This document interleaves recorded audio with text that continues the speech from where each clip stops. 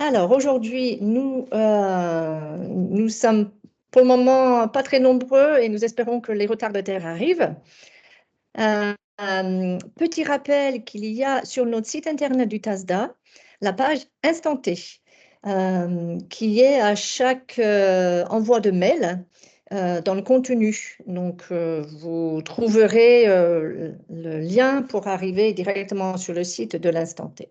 Vous trouverez tous les webinaires en replay. Ça fait 1 an et demi maintenant que nous mettons en ligne des webinaires avec des fiches pratiques, des petites vidéos, tutos et une sélection de sites web qui peuvent vous être utiles en tant que coordonnateur de services d'aide à domicile. Aujourd'hui, le sujet, c'est toujours en lien avec les autres. Communiquer malgré des troubles d'élocution ou de l'audition. Et nous allons commencer avec un cas d'usage de quelqu'un qui a probablement un baisse d'audition, qui, pendant notre webinaire, très malheureusement, va souffrir d'un petit AVC. Et nous allons du coup parler d'une aide à la communication par synthèse vocale. Voilà, je vous présente Monsieur Nicolas Bonamy, qui est un grand ami de Madame Pazapa, que nous avons rencontré le mois dernier, pour lequel le thème était le piéton est roi et les applications utiles pour continuer à sortir de chez soi. Donc voilà, nous voyons Madame Pazapa à table avec Monsieur Bonamy, qui a une amitié de longue date. Ils ont une amitié de longue date entre eux. Madame Pazapa avait accepté l'invitation de Nicolas Bonamy pour venir partager un repas à la résidence autonomie de sa commune. Et on les voit là, à table, ensemble.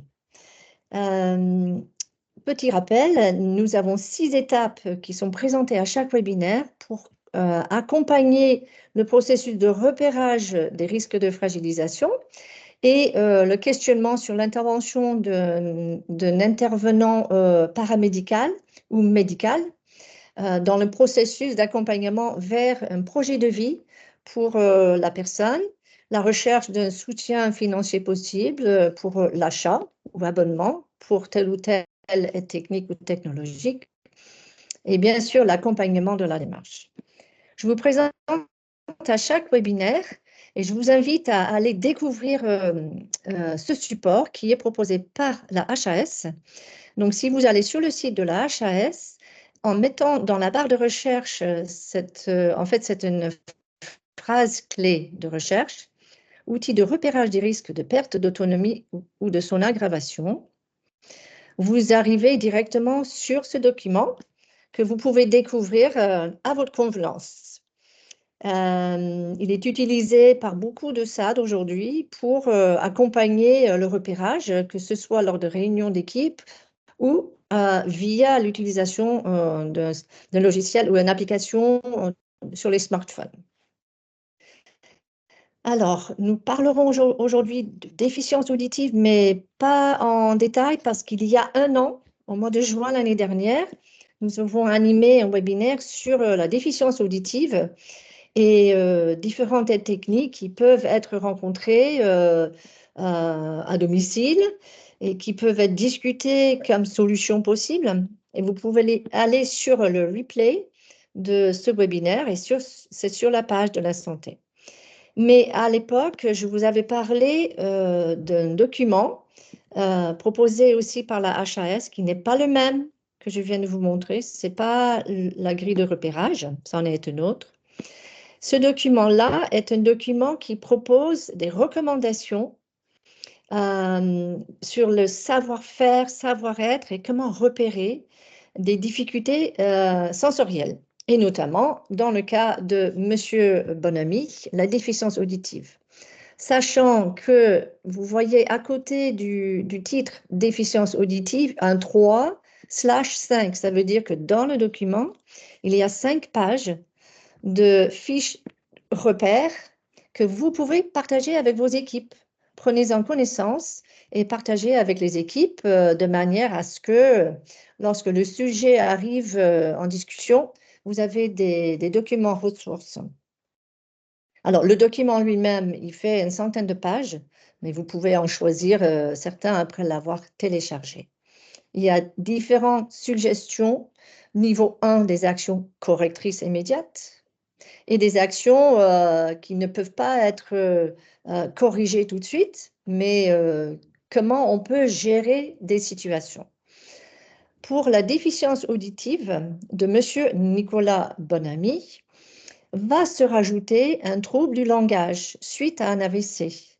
Et je vous parle d'autres ressources un peu plus tard dans le webinaire. Donc, pour identifier les besoins, donc c'est notre première étape, chose que vous faites déjà dans vos réunions d'équipe. L'idée, c'est de connaître les capacités, les difficultés, etc. Donc, notre monsieur Bonamy est indépendant pour, pardon, j'ai mis un E, en fait, c'est monsieur. Il est indépendant pour les activités de la vie quotidienne, mais il bénéficie d'un financement avec le plan Oscar pour le portage de repas. Et récemment, a donc accepté l'idée d'aller une fois par semaine dans la résidence autonomie de sa commune. Et cette proposition a été faite en concertation avec, donc par le SAD, en concertation avec les personnes de la résidence autonomie, pour éviter que M. Bonamy glisse vers un isolement social.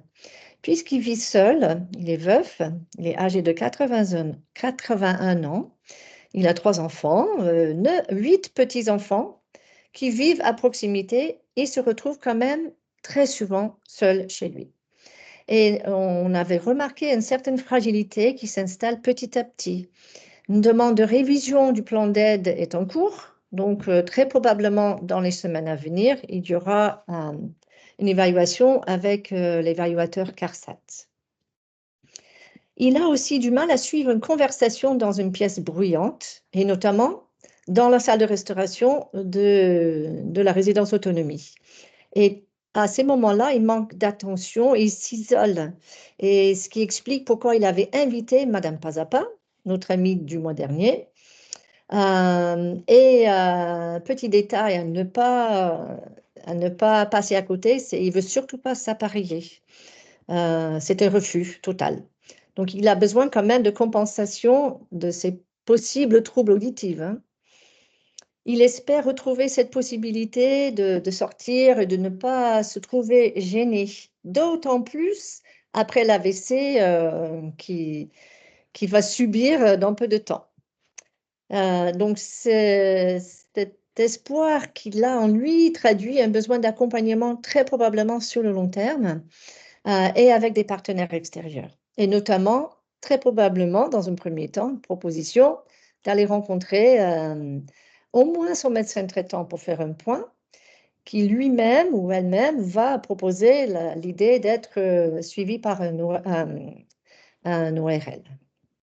Il n'a pas d'attente particulière envers les intervenants, chose qu'on a vue lors des derniers webinaires, c'est que souvent les intervenants peuvent avoir beaucoup d'attentes et qui rend un peu compliqué les accompagnements, mais ce n'est pas le cas de M. Bonamy. Donc ces 6 étapes, en commençant par l'identification des besoins, nous permet d'agir en amont. Et c'est la raison pour laquelle j'ai choisi ce cas d'usage, parce que ce monsieur, au départ, en fait, a très de... Et ça, comme vos bénéficiaires, hein, on ne sait pas ce qui va se passer dans le temps, d'autres troubles se rajoutent. Donc, dès qu'on peut intervenir pour prévenir des aggravations, ben, c'est une bonne chose. Ce qui permet à cette personne de maintenir son pouvoir d'agir. Petit rappel sur le site TASDA et notamment la page Instanté, vous trouverez un document intitulé Veille numérique. Et un de ceux-là traite le pouvoir d'agir dans les troubles sensoriels. Je vous invite à aller le découvrir sur la page de l'Instant T.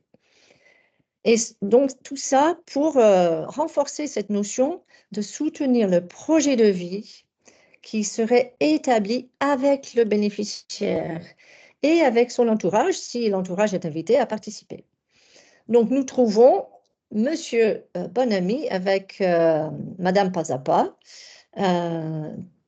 dans cette notion de pouvoir continuer à être en lien et ne pas être gêné par des troubles d'audition ou éventuellement des troubles d'élocution pour communiquer. Première solution que je souhaite vous présenter aujourd'hui, c'est l'amplificateur auditif. C'est un dispositif simple qui est non médical, qui est adapté aux pertes auditives légères ou débutantes des personnes non appareillées. Donc, vous voyez bien dans l'image, il s'agit de quelque chose qui ressemble étrangement à un appareil auditif, peut-être d'un ancien modèle, parce que les appareils auditifs aujourd'hui peuvent être extrêmement discrets, peuvent être connectés à une application smartphone, mais ce ne sera pas le sujet de notre webinaire. Je souhaite vous présenter cette notion d'amplificateur auditif simple.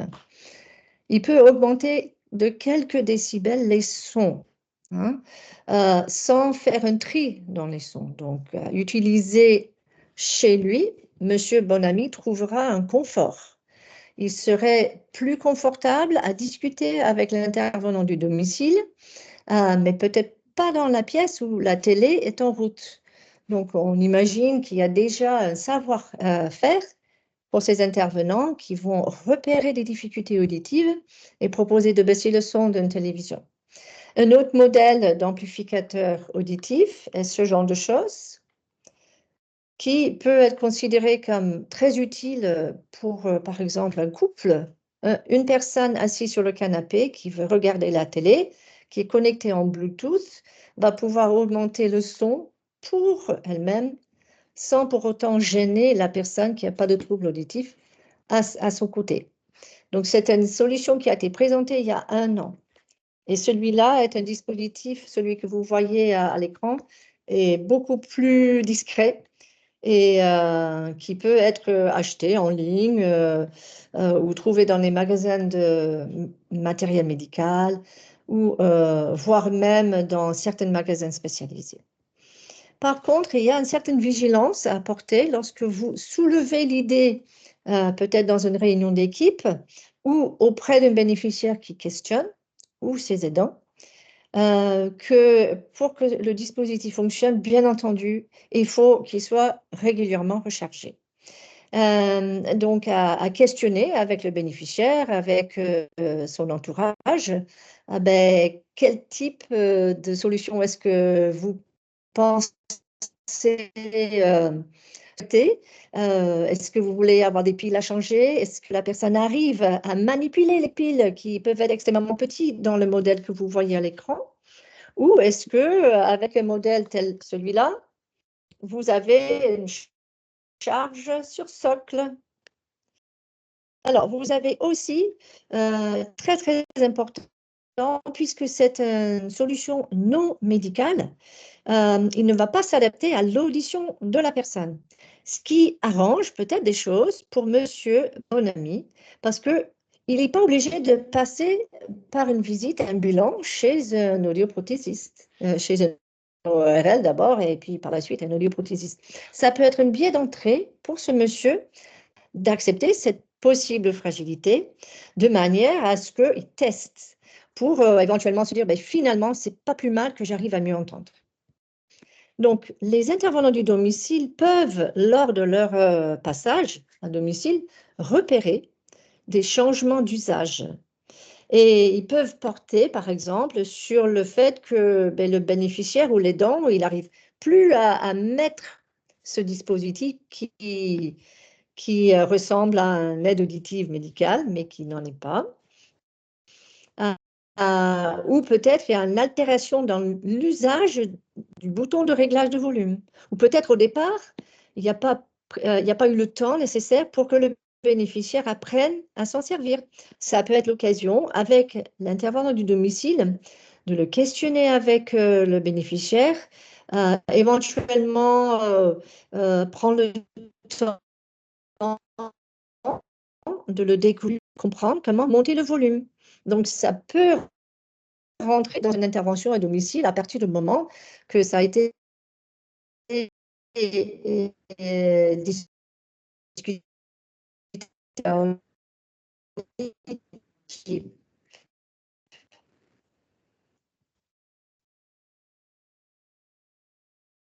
Donc, là, à cette idée que je vous ai mentionnée en début de webinaire, c'est qu'il peut arriver, ayant diagnostic, montrer des signes troubles, soit de l'élocution, c'est-à-dire à parler avec une voix suffisamment forte, ou peut-être il va parler très doucement. Et du coup, comme vous avez vu, peut-être vous m'avez moins bien entendu, ça peut porter préjudice à cette personne pour ses communications. Et à travers des maladies circulatoires telles un accident vasculaire cérébral, peut arriver des conséquences graves ou moins graves qui peuvent même être tellement minimes que l'entourage ne se rend pas compte, mais que suite à un AVC, avec une bonne récupération, que la personne hospitalisée peut-être pendant une semaine ou deux, retrouve son domicile sans séquelles, peut-être une petite hémiparésie avec un manque de force du côté droit, mais il marche, il utilise sa main droite, il continue à se brosser les dents correctement, il continue à couper sa viande, etc. Par contre, on peut remarquer un trouble du langage, c'est-à-dire peut-être, suite à cet AVC que subit Monsieur Banami, qui n'est sans grande gravité, il y a une altération dans sa manière de parler, la difficulté de trouver ses mots. Et dans le cas de notre bénéficiaire pour lequel il y a un historique d'intervention auprès d'un orthophoniste, il est possible, avec l'accord du bénéficiaire, de partager les connaissances du terrain. Alors là, j'insiste parce que les intervenants du domicile peuvent être des ressources tellement précieuses parce qu'il ou elle remarque des tout petits changements. Il repère que monsieur s'énerve quand il essaie d'expliquer quelque chose parce qu'il ne trouve pas le mot.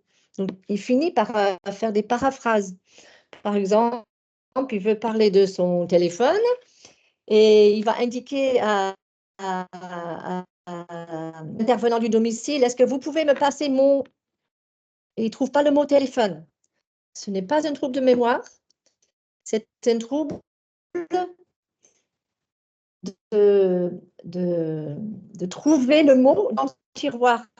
Il peut être suite à un petit AVC. Donc, il va finir par dire, est-ce que vous pouvez trouver, vous savez, le truc que je mets dans ma poche quand je sors? Donc, ça rend compliqué le suivi pour la personne qui l'accompagne. Donc, ce genre de choses peut être repéré lors des interventions à domicile. Et je vous invite à aller plus loin si le sujet vous intéresse. Il y a sur le site de la HAS, donc le document que je vous ai montré tout à l'heure, qui se présente comme tel sur l'écran de la page d'accueil. Et vous voyez ce document qui a été écrit pour le volet EHPAD est utilisable pour le volet résidence et le domicile, pour le maintien à domicile, tout simplement parce que l'environnement de vie de la personne, ben, c'est là où il vit. Donc, si c'est à l'EHPAD, voilà des recommandations qui peuvent être extrapolées pour le domicile, avec des interventions des personnes extérieures, avec plusieurs chapitres. Donc, bien entendu, le document, il faudrait plus d'une journée pour le lire. Mais la fiche repère sur la déficience auditive à ce que des fiches simples et pratiques peuvent être imprimées et partagées en équipe avec ce savoir-faire et savoir-être. Donc, aussi bien comment repérer avec des fiches repères, mais aussi comment me comporter lorsque quelqu'un s'avère avoir un trouble auditif. Il y a aussi une association qui s'appelle Surdit France, qui propose des documents gratuits, téléchargeables, et notamment le deuxième là, que je mets à l'écran, c'est J'entends mal. Quelle solution? C'est un petit fascicule qui propose, pareil, comme l'HAS, mais présenté d'une autre manière, comment repérer et comment agir. Donc, je vous invite, pareil, à le découvrir, à le télécharger, à l'imprimer ou éventuellement à demander à ce qu'il vous l'envoie par courrier postal. Il existe aussi une association qui accompagne des troubles AVC, donc accident vasculo-cérébral. Donc, vous voyez le lien à l'écran, franceavc.com, fédération. Sachant que selon le département où vous vous trouvez, il peut y avoir une antenne locale qui est très active ou pas. Donc, sachant que si le sujet vous intéresse, vous interpelle, vous pouvez vous mettre en lien avec ces associations et demander des interventions. Si beaucoup de vos bénéficiaires, voire même vos intervenants ou vous-même, vous avez des troubles auditifs, vous rencontrez des troubles auditifs ou des troubles du langage, il peut être très intéressant d'inviter un membre d'une association de venir présenter des choses carrément dans une réunion d'équipe, une fois par an, par exemple. C'est ce qui m'amène à proposer la solution d'aide à la communication. C'est-à-dire qu'on peut, avec un support numérique, construire des messages qui seront traduits en messages vocaux avec une synthèse vocale à partir d'une bibliothèque. Donc, soit de mots, comme vous voyez à l'écran. C'est une copie d'écran d'une application de téléphone qui on peut l'imaginer comme étant simple, mais selon les troubles de langage que rencontre la personne, par exemple, suite à un AVC, cet écran peut être trop compliqué. Donc, vous, les coordonnateurs de service SAD, votre rôle n'est pas de préconiser une telle solution, c'est vraiment quelque chose qui aurait été vu en amont par une équipe spécialisée. Mais très important que vous sachiez que ce genre de choses existe parce que notre monsieur Bonamy, que vos équipes connaissent pour l'accompagnement vers l'autonomie à domicile avec ce partage de repas, avec le risque d'isolement social, avec l'accompagnement gratuit, avec la navette gratuite, par exemple, le CCAS de Saint-Priest, qui est présent, propose un accompagnement gratuit pour les personnes qui veulent se déplacer dans leur commune. Peut-être ces bénéficiaires vont, au retour d'une hospitalisation, avoir un outil entre leurs mains que les intervenants du domicile ne connaissent pas. Et ils peuvent s'intéresser et savoir, mais qu'est-ce que c'est, monsieur, montrez-moi. Et peut-être monsieur Bonamy prendrait grand plaisir à le montrer, à tenter de l'utiliser selon les difficultés. Donc, cette vigilance tourne autour du fait qu'il y a vraiment besoin de l'intervention d'un professionnel spécialisé. Donc, en principe, lorsqu'une personne souffre de troubles de langage suite à un AVC, qui aurait été repéré lors de son hospitalisation, et dans la plupart des cas, il y aurait eu l'intervention d'un orthophoniste suite au fait qu'on aurait réduit les probables risques de troubles sensoriels autres ou troubles neuroévolutifs. Donc, il faut imaginer que M. Bonamy aurait eu un bilan des capacités, de ses difficultés, pour que l'équipe qui l'accompagne propose la solution la plus adaptée. Et comme pour tout nouvel outil, il y a besoin d'un temps d'apprentissage, il peut être très utile que vos équipes aient l'opportunité de rencontrer le professionnel ou au moins accéder à des informations que le bénéficiaire est bien d'accord à partager.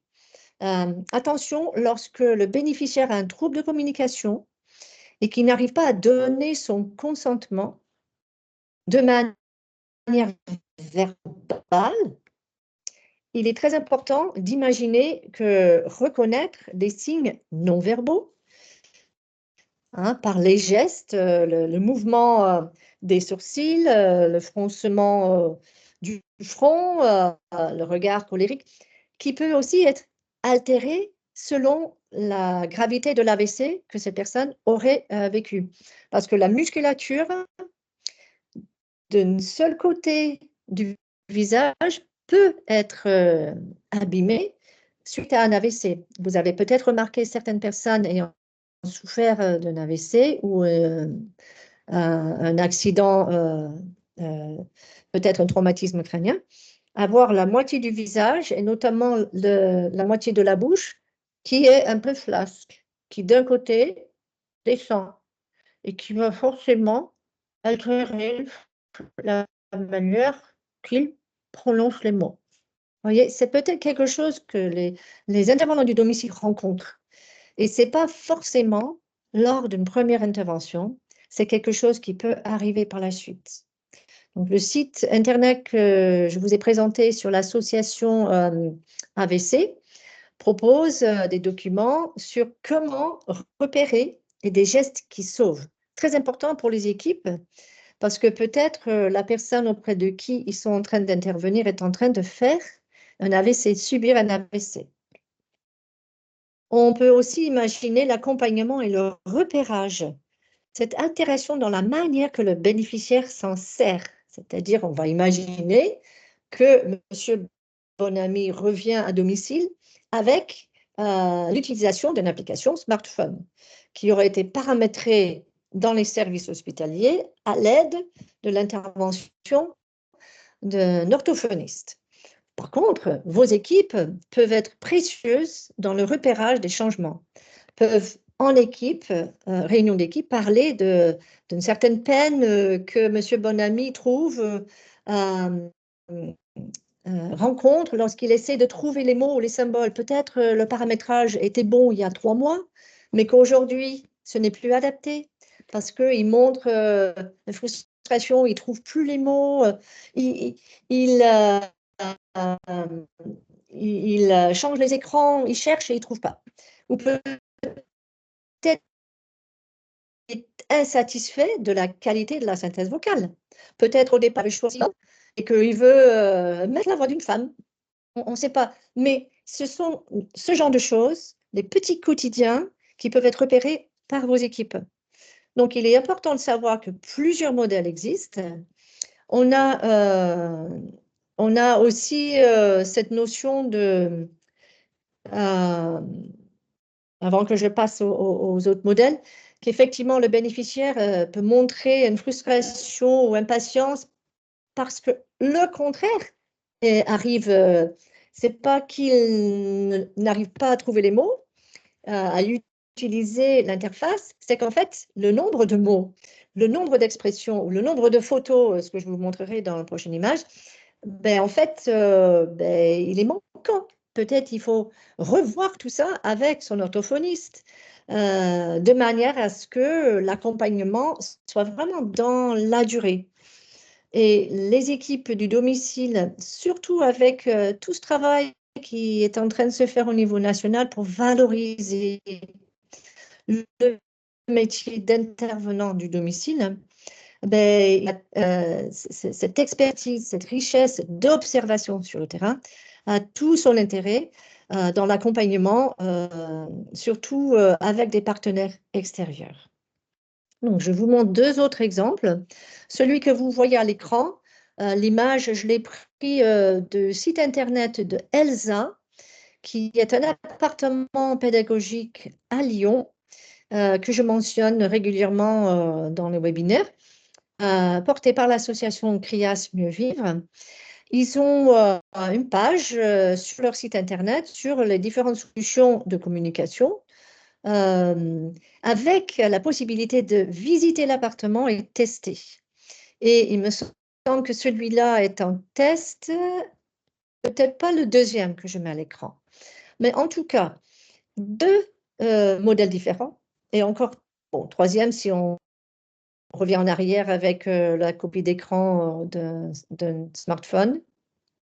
Celui de gauche montre donc ce cahier de photos, sachant que les photos sont choisies par le bénéficiaire, l'usager, avec l'accompagnement de son entourage, avec l'accompagnement de l'orthophoniste. Pourquoi pas imaginer que si un jour un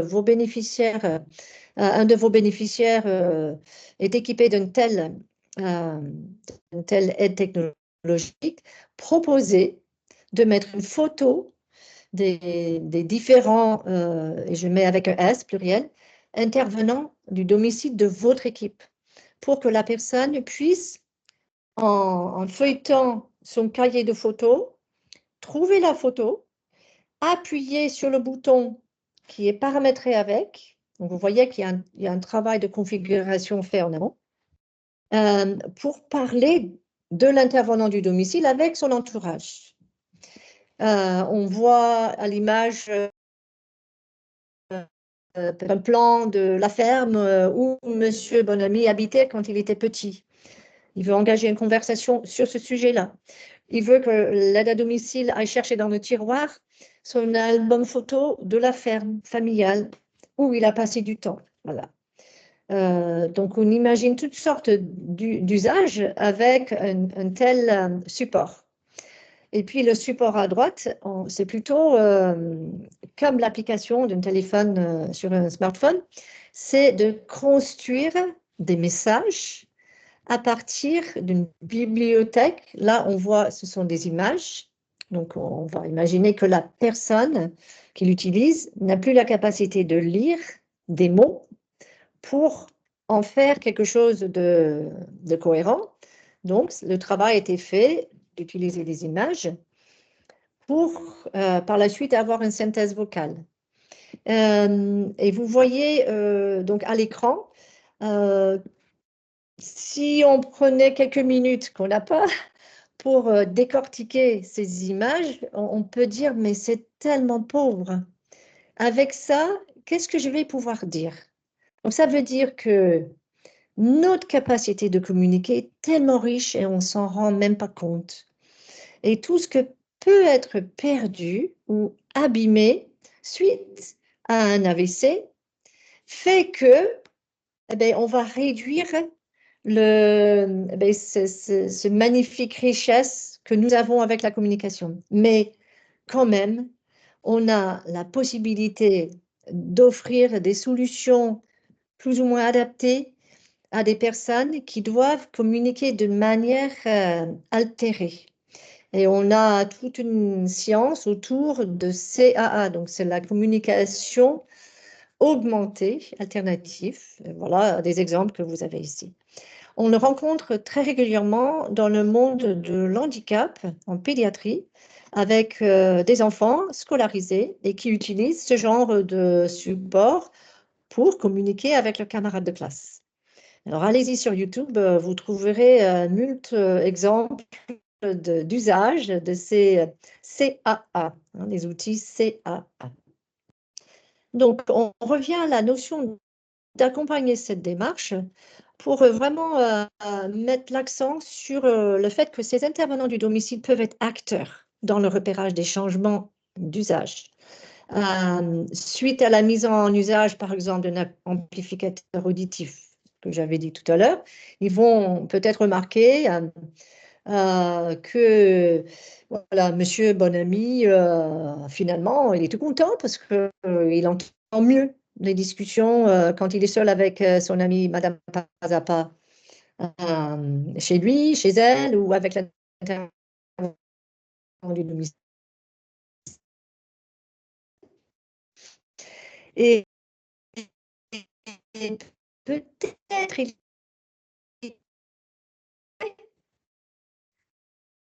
se faire équiper, mais il parlait confiance qu'il aurait tel ou tel indemnité, l'accompagnement avec le SAD permet petit à petit de mettre en route ce cheminement vers l'accompagnement par un ORL et un audioprothésiste.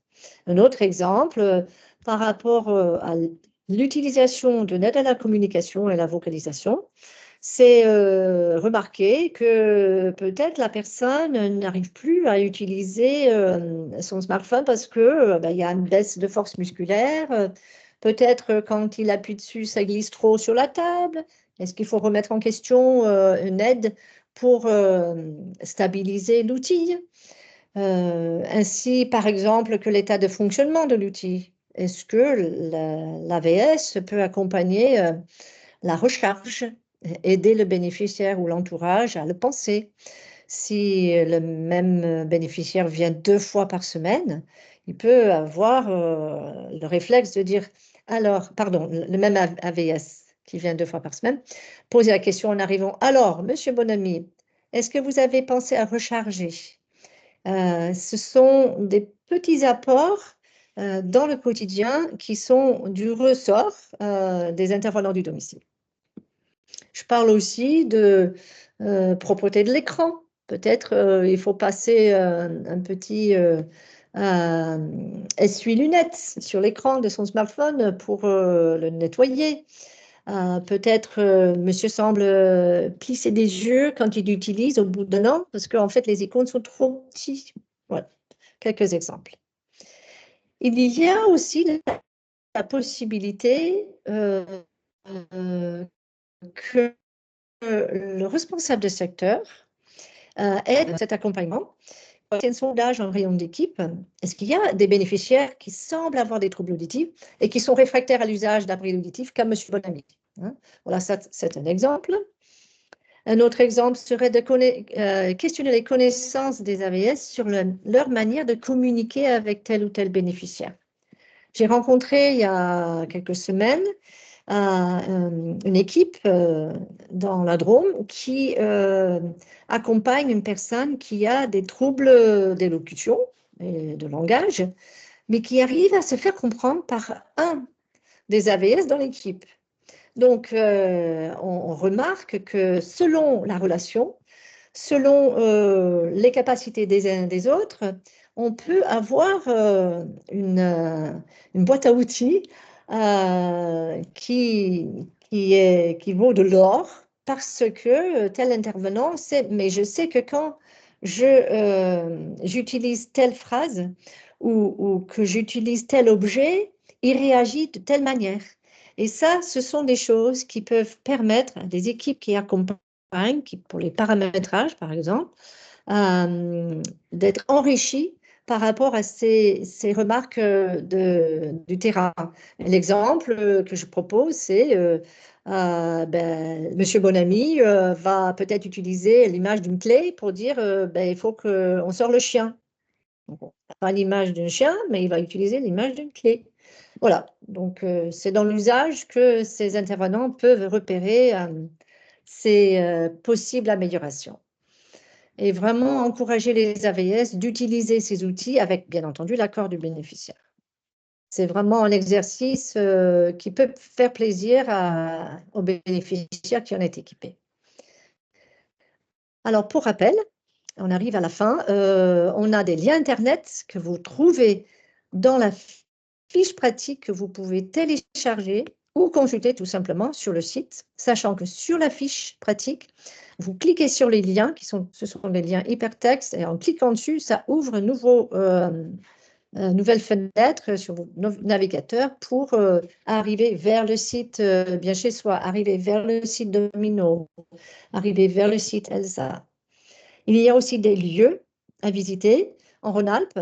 Cela participe à un réseautage, donc un réseau d'appartements témoins en France. Et donc, prenez connaissance de cela aussi. Vous avez la possibilité de faire intervenir un ergothérapeute à domicile par le biais d'un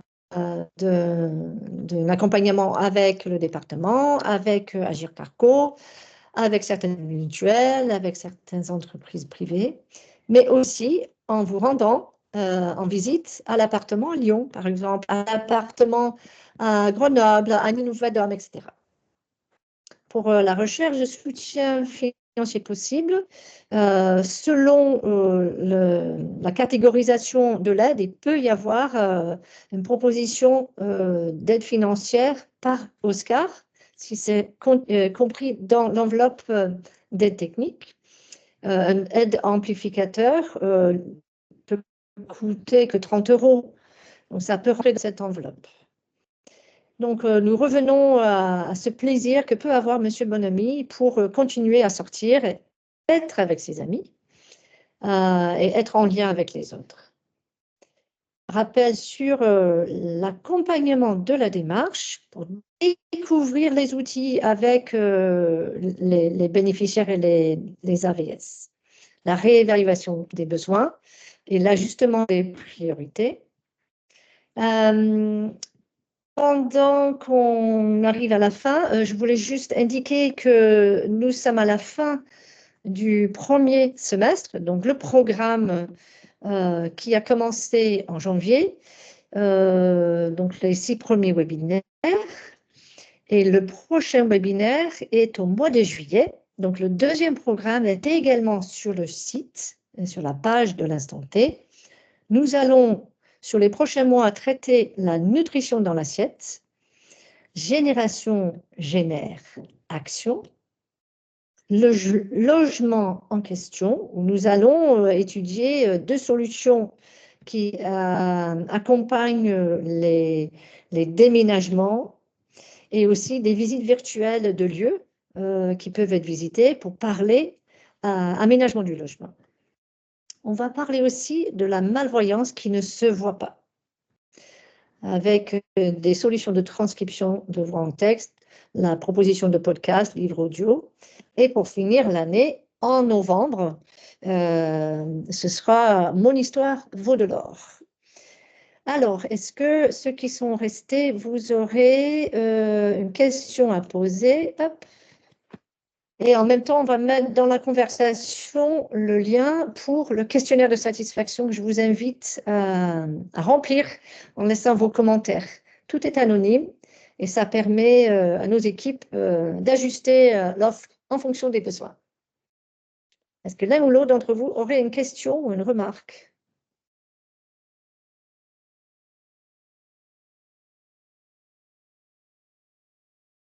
OK. Alors, on va s'arrêter là en vous remerciant pour votre attention. Au revoir.